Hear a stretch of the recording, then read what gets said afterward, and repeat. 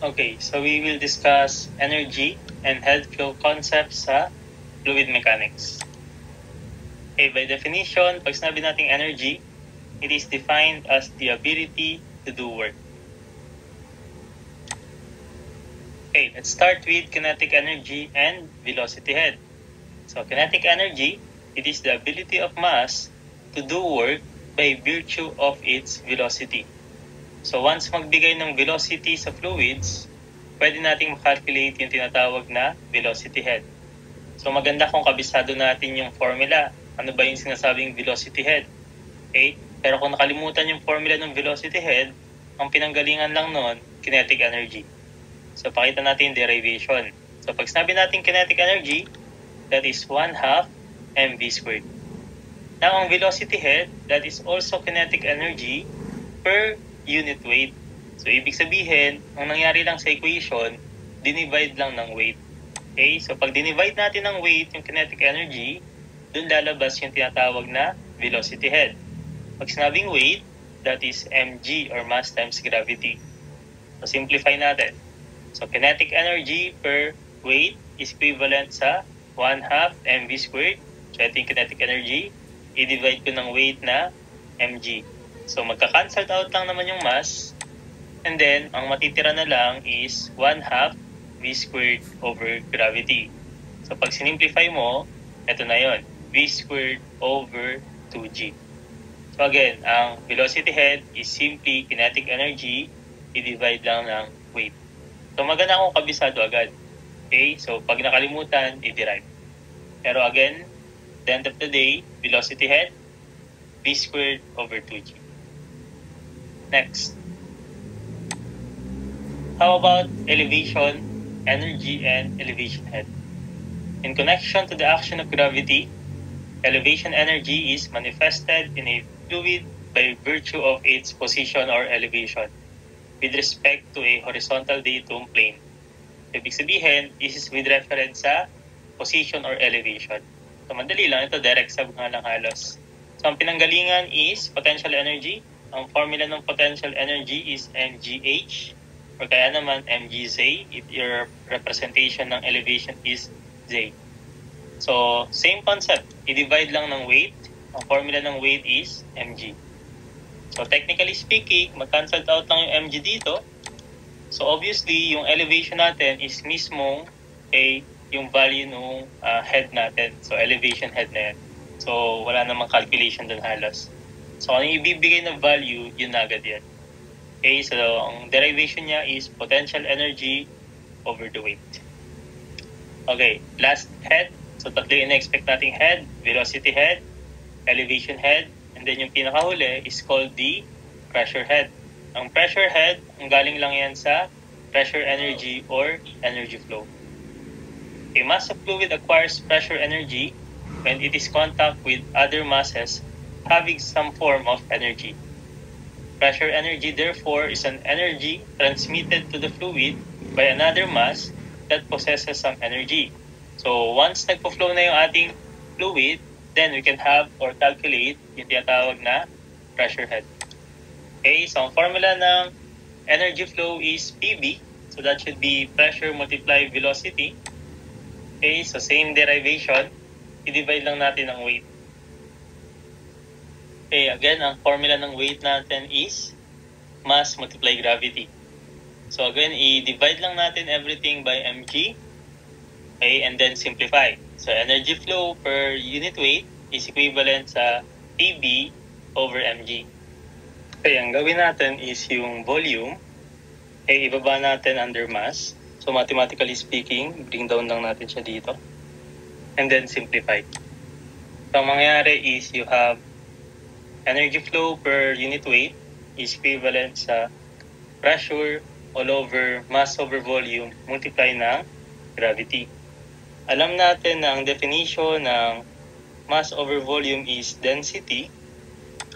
And then, ang ibig sabihin ng density multiply sa gravity, that is our gamma. So bottom line, pag sinasabing pressure head, ang formula natin is simply pressure over gamma. Okay, ang pinanggalingan niyang formula is simply PV, pressure times volume. So pag dinivide ang pressure, multiply ng volume ng weight, ang mangyayaring formula is pressure over gamma, or tinatawag nating pressure head. Okay, next. Now, how about total energy of flow? Okay, the total energy or head in a fluid is the sum of kinetic and potential energies. So pag inad natin yung tatlong head, then we get the total energy of flow. So combination yun ng kinetic, energy flow, tsaka potential energy. Okay, in terms of head, you have HV, HP, and then HE. So velocity head, pressure head, elevation head. So ang unit ng total head natin, that is meters or kaya feet.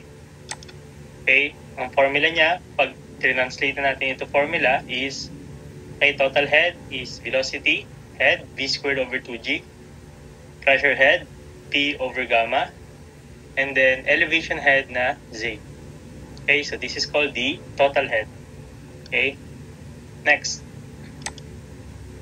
Now let's talk about the Bernoulli's energy theorem. Okay, applying the law of conservation of energy to fluids that may be considered incompressible, Bernoulli's theorem may be stated. So na-apply natin yung Bernoulli's energy theorem in the consideration na yung fluid na ina-analyze is incompressible. Okay, pag sabing incompressible, ideal fluids. Okay, neglecting head loss, the total amount of energy per unit weight is constant at any point in the path of flow.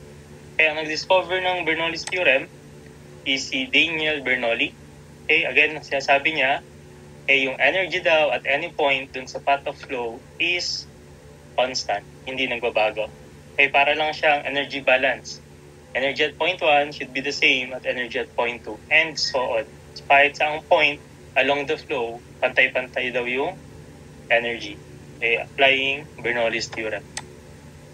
Okay, so kung tinitingnan natin yung Bernoulli's energy theorem, okay, considering na wala tayong head loss, okay, so yung energy sa point 1 should be the same sa energy at point 2. Okay? So ano ba yung mga energy involved sa point 1? So you have three energies involved. You have the elevation, okay, you have the pressure, tsaka you have the velocity. So velocity head, pressure head, elevation head is equivalent sa energy at point 2. So ganun din. Sa energy sa point 2, meron kang velocity, pressure, tsaka elevation head. So pwedeng palitan yung mga subscript, depende yan sa given in the problem. Pero at the end of the day, ang logic lang is energy is the same at any point along the flow. Okay? Now, we have a term sa fluids na tinatawag na energy grade line. Okay, pag sinabing energy grade line, that is the total energy. So pag sasama-samahin mo yung velocity, pressure, and elevation head, that is the energy grade line. Pero pag ang tinawag lang or tinatanong sa board exam is simply the hydraulic grade line, HGL, ang kailangan mo lang i-calculate is the combination ng pressure head plus the elevation head. Yun naman yung tinatawag na hydraulic grade line. So hanggang dito lang siya, itong dalawa. Combination lang ng pressure tsaka elevation head. Next. Okay, apply natin yung energy equation with pump. In most cases, pump is used to raise water from a lower elevation to a higher elevation. Bottom line, the use of pump is basically to increase the energy of flow. Okay, so by default, nag-transfer yung energy natin from high to low. So kahit walang pump, kung ang panggagalingan is mataas na elevation, due to gravity, bababa naman yung tubig na yan, pupuntang lower elevation. Pero kung gusto mong i-lift yung water from a lower energy region or lower elevation puntang higher region, kailangan mo mag-introduce ng pump. So again, tandaan na keyword sa pump, increase energy. It is used to increase the energy of flow. Okay, so energy at point 1 should be the same sa energy at point 2. So i-substitute mo lang yung mga energy involved, tandaan mo lang yung head ng pump. Okay, since mag-i-increase tayo or magdadagdag tayo ng energy, ilagay mo lang siya dito sa left side of the equation. So pressure head, velocity head, elevation head, plus the head ng pump. yan yung mga input mo, is equivalent sa energy at point 2, pressure head, velocity head, elevation head, and plus losses, kung sakaling merong losses involved. Okay, so pag transfer mo lahat ng head in the right side, then makukuha mo na yung head ng pump. Next, meron naman tayo tinatawag na energy equation with turbine. So kung ang pump is nag-a-add ng energy, ang turbine naman, nag-extract siya ng flow energy. And then it is converted papuntang mechanical energy, which in turn converted into electrical energy. So for pump is addition of energy, para naman sa turbine, extraction of energy. So energy in, energy out. So energy at point 1 should be the same at energy at point 2. So ang output natin nasa point 2. So pag gusto mo makalculate yung head ng turbine, ilagay mo siya dito sa right side of the equation. So pag transpose mo lahat ng head in the left side, makukuha mo na yung head ng turbine or head developed in the turbine. Okay, so yun yung Bernoulli's equation in the application of turbine. Next. How about the major losses? Okay, so pag tinanong tayo ng major losses in the pipe for laminar flow, ang gagamitin nating formula is the Hagen, and then ang pronunciation dito is Pazui. Okay, so Hagen, Pazui. Okay, medyo mahaba yung formula. Direct sub lang naman if ever. So 32 dynamic viscosity, length velocity all over gamma d squared. Okay, so direct sub, effort, mag-memorize ng formula. So ginagamit yan for laminar flow. Head loss for laminar flow. Okay, next. How about for turbulent flow? Okay, for turbulent flow, dalawa yung formula natin pwedeng gamitin. You have the Darcy-Weisbach equation or kaya naman yung Morse equation. So ito yung head loss natin sa Darcy, FLV squared over 2 AGD. And then for Morse naman, okay, tapos mo lang into dito. So from Darcy, ilipat mo lang ito sa taas. Then magiging Morse na yon. 2 FLV squared over GD. Okay? Now yung F is called the coefficient of friction. Okay, most of the time given yan. Pero kung sakaling hindi given, you can use 64, divide mo ng Reynolds number. Okay, pag walang sinabi what method to be used for turbulent flow, ang first assumption natin is Darcy. Okay, next. How about minor losses? Okay, dun sa mga pipe. So, ang minor losses natin is K multiplying ng velocity head. Okay, ang velocity head is V squared over 2G. So, yung K na to is constant given in the problem or given sa mga table. So, that is the coefficient of minor loss. Okay, V is the mean velocity, G is for gravitational acceleration. So, pag walang sinabi regarding sa K, okay, most likely that is 0.5. Okay, pero most of the time, given naman yan. So, this is the minor losses sa pipe. Next. How about pipes in series? So, if you have a different sizes ng pipe na naka-series, kindly remember na yung constant dyan is the volume flow rate.